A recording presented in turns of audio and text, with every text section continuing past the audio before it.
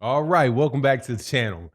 Eddie Hearn getting a lot of beef. This time, Jermall, Charlo, and Andre Ward, man, just really go off on politely, but go off on Eddie Hearn and Matchroom Boxing for them tearing at American boxing. Let's talk about that in this video.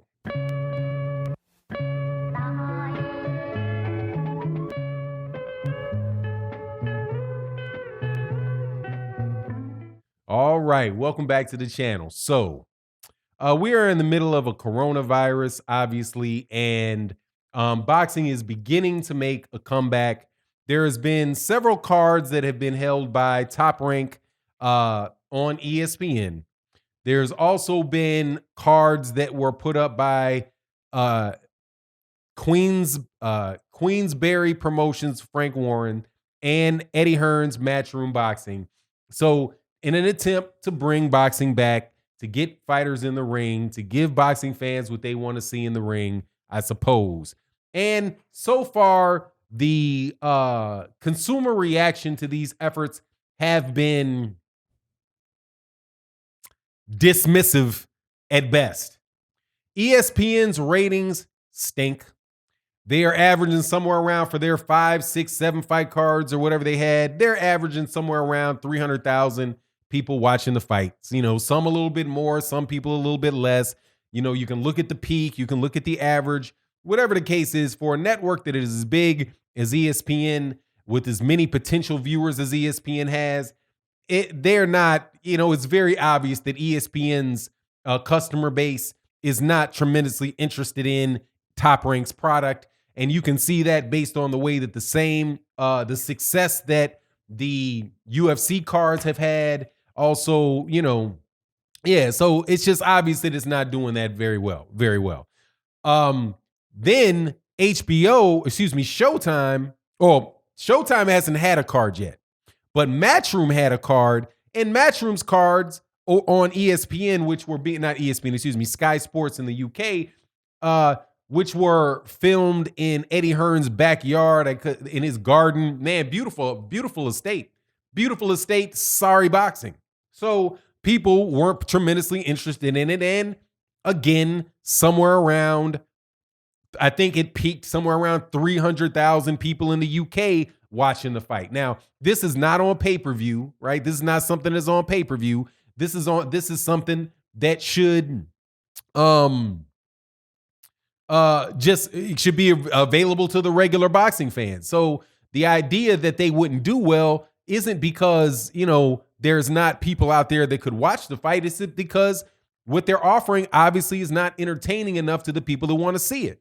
Now, as far as Showtime's not had a card yet, but Eddie Hearn has the nerve. Now, this is where this goes, because Eddie Hearn, before his cards flopped, has something to say about Top Rank and how Top Rank wasn't gonna do very well. He was also been on record for several years saying that Showtime is going to be out of the boxing business within the next year or so, right? So he's just doing what you would consistently see taking place in boxing, which is people taking dumps on American boxing.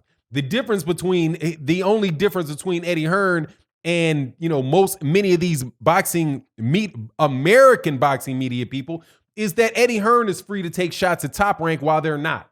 You know what I mean? They're not like the Ring magazines, obviously ESPN. They're not in a position to take shots at ESPN or DAZN, because otherwise they're not going to have access to those fighters and their exclusive information that they get to drop, right?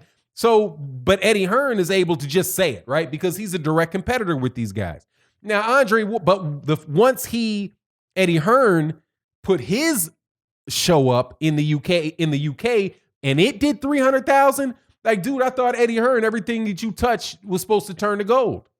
That's what I heard. I heard everything Eddie Hearn touches is supposed to turn to gold, and that didn't make it, right? So, Jermall Charlo was like, man, Eddie Hearn just needs to stop hating, because, you know, your shows are flopping. How are you going to talk about what whether HBO is going to shot. Excuse me, whether the Jermall Charlo versus Sergey Derevinchenko and Jermall Charlo versus Jason Rosario fight, that doubleheader, dude, that doubleheader actually has very good fights on it. So we'll see what the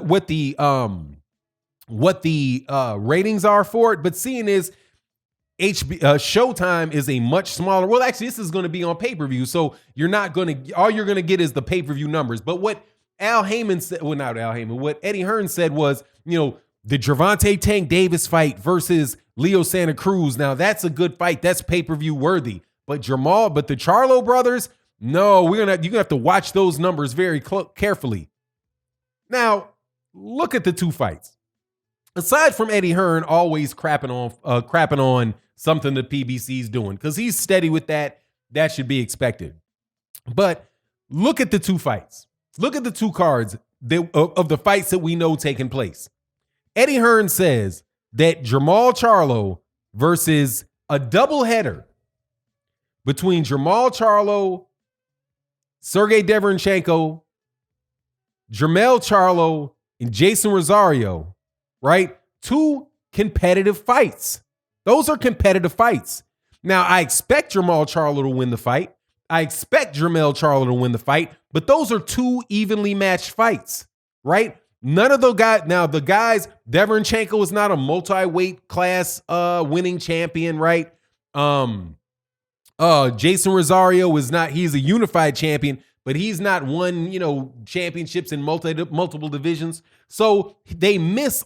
You're not able to promote a lot of the fluff that you're able to promote for Leo Santa Cruz. But if you look at the actual matchups and you look at the fighters fighting, Jermall Charlo and Jermall Charlo, the Charlo card is much better than Leo Santa Cruz and Gervonta Davis. If you just look at the fights and look at the parity between how high level of fighters they are and the parity between the two.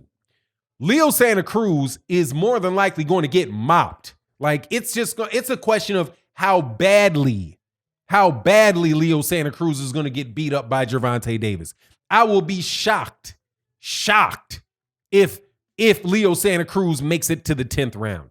Shocked if he makes it to the 10th round. I would say, man, you're a much better fighter than I thought you were, Leo Santa Cruz, if you make it to the 10th round. Because Leo Santa Cruz has got one of the more padded records in boxing. Padded not padded by the people that he fought, right? Because Abner Mares is a good fighter. Carl Frampton's a good fighter, right? But his thing is padded by who he did not fight. Leo Santa Cruz could have had a big loss on his record at 122 pounds if he had fought Guillermo Rigondeaux, but he didn't want to do it. If he would have fought, he might not have a belt right now at 126 if he fought Gary Russell Jr., but he refused to fight Gary Russell Jr. So you got a duck artist moving up from 100 and what he was the original weight class, like 118. But you've got a duck artist who is pretty much tailor-made for Gervonta Davis, jumping on, fighting him on pay-per-view. Dude, that pay-per-view fight with Gervonta Davis is designed to make Gervonta Davis look like and become more of a star that he is. That dang near is a feature fight with the name on it. Because if you look at Leo Santa Cruz, there's nothing Leo Santa Cruz does in the ring that would tell you that he is a good matchup for Gervonta Davis. It's not like he's got some long, stiff jab, and an excellent straight right hand that can check the southpaw and drop the southpaw. He's at a speed disadvantage, a power disadvantage, a size disadvantage. The only advantage that he really has over Gervonta Davis is quote unquote experience. But then you look at all the people he wouldn't fight, you got to wonder what about that experience too. Gervonta Davis would murder Abner Mares or Carl Frampton. And in fact, not any of those guys were going to get past Guillermo Rigondeaux, in my opinion. But that's the fight that Eddie Hearn says is the one that, oh, that's a good pay-per-view.